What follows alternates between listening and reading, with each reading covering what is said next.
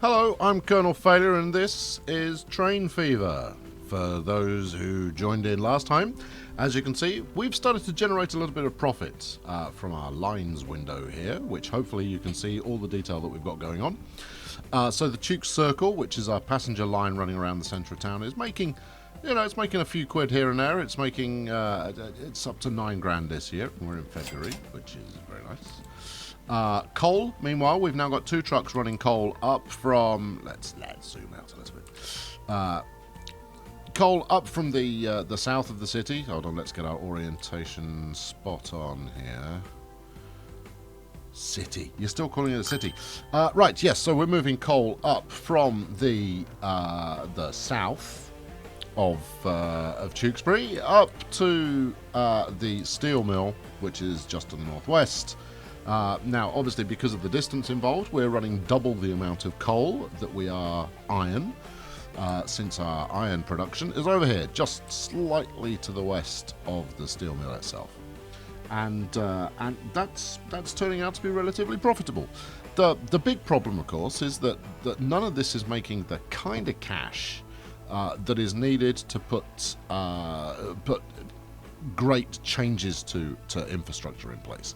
So you're not getting enough money to go, you know what, I'm going to build the next great railroad of the world. It just isn't going to happen. But monumentous. So the first shipment of completed steel has arrived in town, which will hopefully start to fuel a little bit of growth, because frankly, we have chosen the smallest town in the game.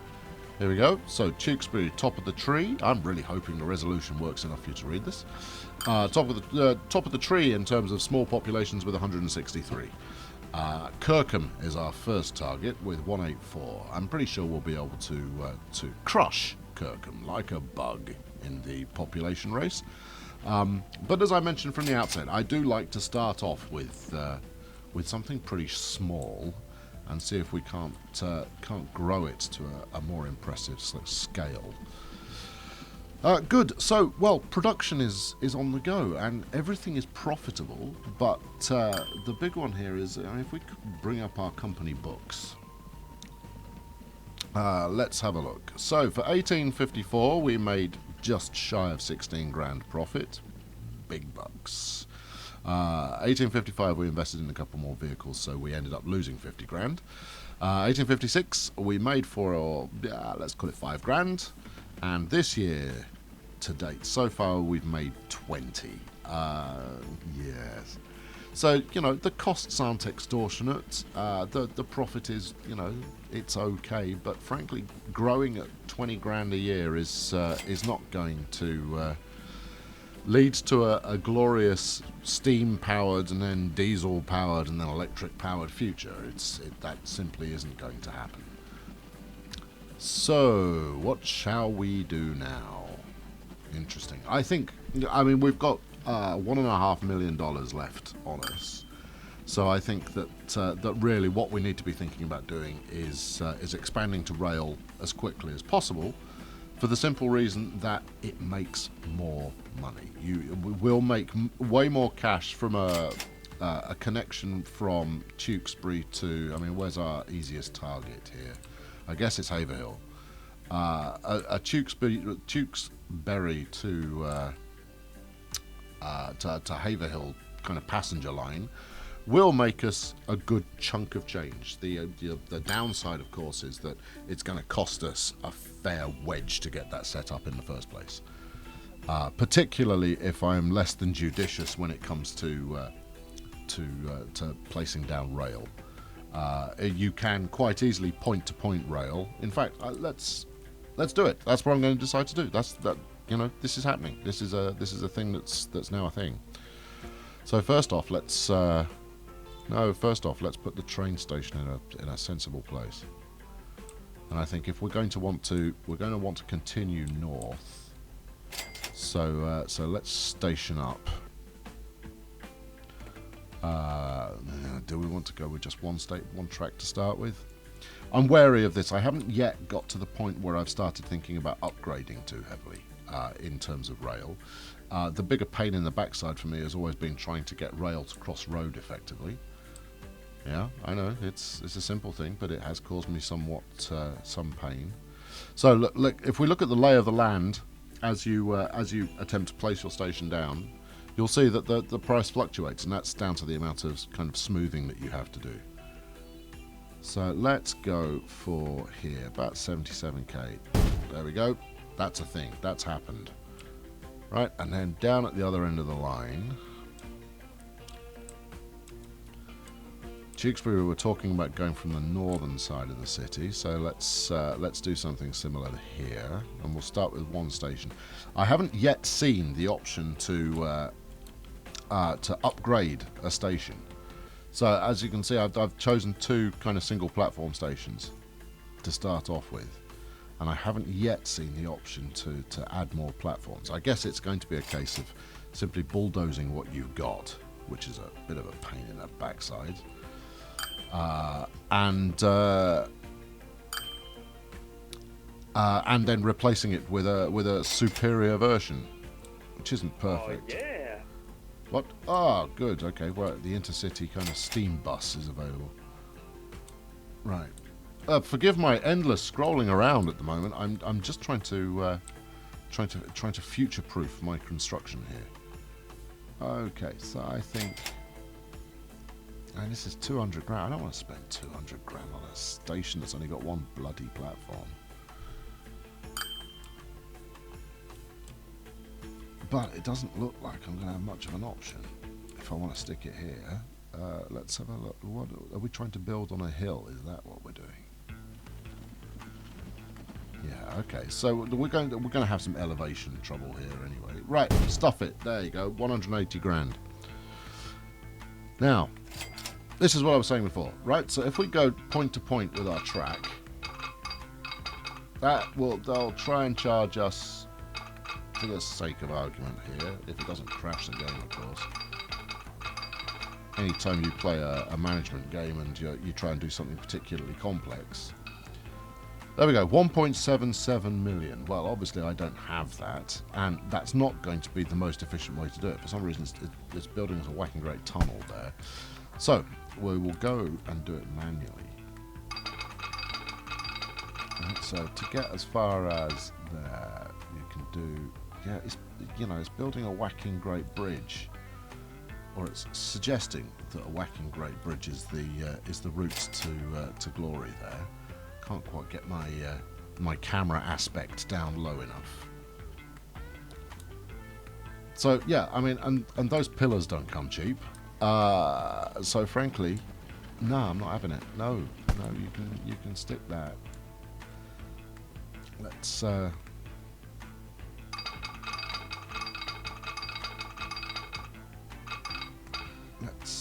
take it down a little, and then so that was 100.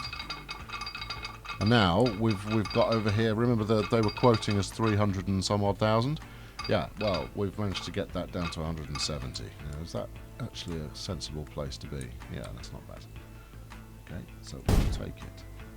Now let's zoom in and get a feel for the elevation that's coming on. Okay, so we've got a pretty major downhill coming up. If we zoom back out again. So we're heading just over towards the horizon here. If we go over the brow of the hill, there's our station down there. Okay, right. Well, we're going to go for gentle incline. Have a look. It's trying to chuck me a 600 grand option there. So let's keep it simple. Let's make sure it's not doing anything too wacky. That looks all right. Got a bit of a cut going in there, which is always going to bump the price up a little bit. Splendid. Okay, I'm going to slow the game down just a bit because time is marching on and introducing new bits and pieces that we're not really taking advantage of. Okay, next up, crossing the road is a right pain in the bum. So let's get that underway. Well, let's get that out of the way first. we go. Okay, so we've got two ends of the track. They're not very far apart. How much? 83k. That's pretty respectable for that distance. Of course, it does help if you make them meet up. 85k. I'll take it. Bosh. Right, good. Two stations hooked up. Splendid. Let's turn the cargo view off briefly. Get a kind of clearer picture on things. Alright, so next I'm going to need, as I did with the,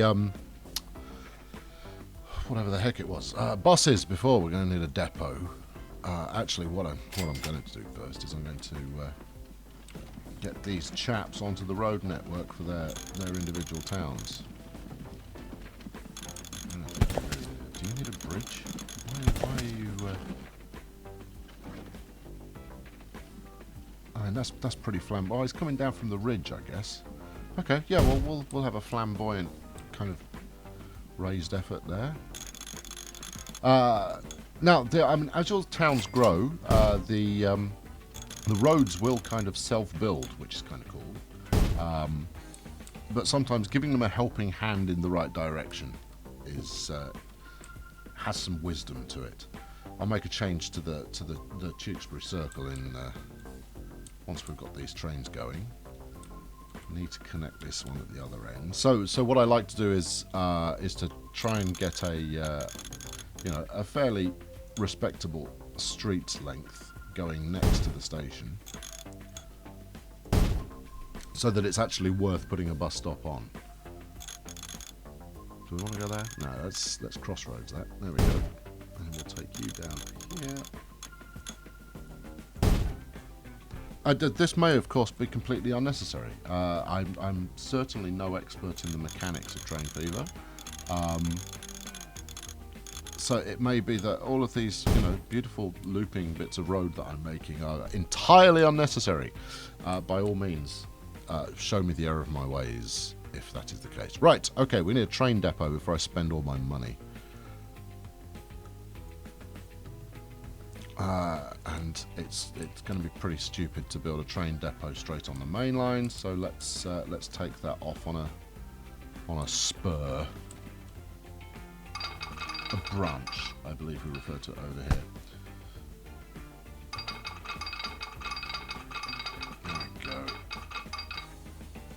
There we go. Is that a slightly larger branch than might be necessary? Yes, it is, but I want it to be able to go both ways. So at some point I will hook it up so that it goes in both directions. I hope that makes sense. Right, bang a depot on here. Bulldoze that field in the process. Okay, next up, let's build another route. Another line. If I call them routes, you'll know what I mean. So we're going to go from Haverhill back down to Tewkesbury. And we're going to call this the Haver-Tewkes Express. Marvellous. Then we're going to buy a chuffer train to go on it. Yes, indeed. Well, I mean, that's why we're here, right? We didn't come here to watch buses and the marvellous landscape. We came here to watch some trains do their thing. Okay, so we've got the Spanish Brotal barn is the default with a 40 km/h top speed. Yeah. Or we could lash out an extra 50 grand and get ourselves a Borzig. And frankly, who wouldn't want it? It's a much superior engine. And then we'll go with 3 cars on here. Or shall we go with 2? Shall we go with 2? Should we go with 3? Let's go with 2 for now. We can always go back to the depot a bit later on. Right.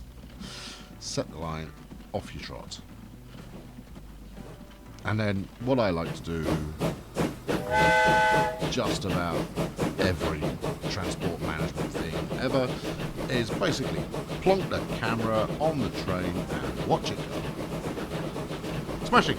Okay, so we've got our first depot. Let's get the lines up and see if this thing decides to make us some profit. So it's going to take a little while before we get to the point where this line is making any profit, because as with the bus route beforehand, it does take a bit of time before people figure out, oh, you know what, actually there's this train that I can now use to get to the next town. Look at that. This is moving at quite the speed. You know, any faster and it's going to travel back in time. Okay, magnificent. Might be time to actually, before I crank the speed back up again, let's make an amendment to the Duke's Circle and maybe add another bus to it. Okay, so right now the circle, as you can see, is doing around the most densely populated parts of the town. That's fine. There's no problem with that. However, what we want it to do is we want it to encompass the station as well, because all being well, the station will actually provide more passengers. So where are we going to go? So I think we drop out. Where's this? This is Queen Street. Sorry to the 4 passengers who are waiting now, but you're about to have quite a bit longer wait. Or are we? Ah, no, that's not going to work. Oh no, unless. Yes, okay, that's easy enough. So where's this? This is the drive. So if we go to the circle. Right, so we go from Queen Street to the drive, and I think we'll stick one in here, which at the moment no one is going to use. So after the drive, we want to add a station. Which side of the road? We're on that side of the road. Okay, let's put in another couple of bus stops. We'll put one in there. Hopefully in the future someone will want to use it. Now we'll go around the other side of the road and we'll stick another one slap bang outside the station. Right, and then so after the drive we want to add the station here, which is Grove Road, followed by Green Lane, and Green Lane is outside the station, and hopefully that'll sort it out. Okay, cool. So we've got Duke's Circle working now, and what's that done to our timing? Now, from what I understand, with when it comes to frequency, you're talking about the amount of time, obviously, it takes for the next engine, the next bus, the next whatever to turn up if you're a passenger waiting for these things, or it's the average delivery time that it takes them to drop off. And anything under 20 minutes is considered all right, apparently. I read that somewhere. I haven't looked into it any more than that, so I'm always trying to make sure that we stay under 20 minutes. So right now on the circle, it's a 5-minute wait, and that's probably going to do it for a little while. So I don't think I'll buy another bus just yet. Meanwhile, if we let's up the tempo a little bit, and see, this makes it look like our little train that could here is really working for a living. We're carrying 0 passengers. Good. Love it. 0 passengers. Nothing I like better than running this thing at a loss. And currently the loss it's making is outweighing all the profit we're making anywhere else. Did I not mention that trains are where the big bucks are? So hopefully we'll get to the point where we actually have some passengers sooner rather than later. What are we carrying on the way back? No passengers. Excellent. I love the smell of no passengers in flying. Still, it is quite a scenic little run, and it's got down to the... look, where we go. Next time we're up there, there's at least 1 passenger waiting. And how about our destination? No passengers waiting down there yet. Evidently, the people of Haverhill have not heard of the unspoken pleasures of Tewkesbury and all it represents. They will come to know and to love it, I'm sure. But maybe it will take a few more runs of the train before they decide that they actually want to go there. Equally, maybe it will take another bus route, another bus circle, round the interior of Haverhill to get people actually using the station. Because at the moment, they're not. Okay, right. Well, let's have a look around Haverhill and see where the foot traffic is at the moment. So we are, I mean, let's be fair, we are a little way out of town here. And maybe, just maybe, sticking a bus route on here will make all the difference. However, that is not an insignificant investment. You know, I think we'd be spending the best part of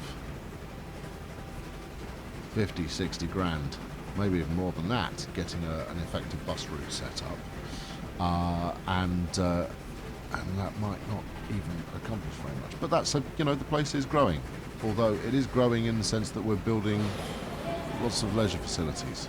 Well, yeah, if people want to come here for a good time, so be it. Okay, back to the train. We have picked up 12 passengers. This is a full load. This could actually make us a decent amount of cash. The Circle, meanwhile, has started losing money. I expect it's because we've got two unoccupied station stops in the Circle at the moment. Oh, looks like a couple of the passengers have died on the train. We've dropped from 12 to 10. Interesting. They decided to get off halfway. Well, can't say I'm late. You know, Haverhill's a bit of a hole. But we really need this one to actually pay off because our overall funding is starting to look a little low.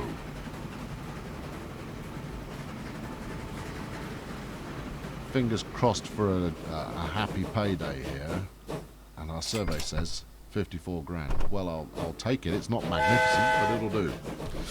Okay, with that, I'm going to leave it for now. Actually, someone has decided to go from Haverhill to Tewkesbury, so that's magnificent. Okay, good.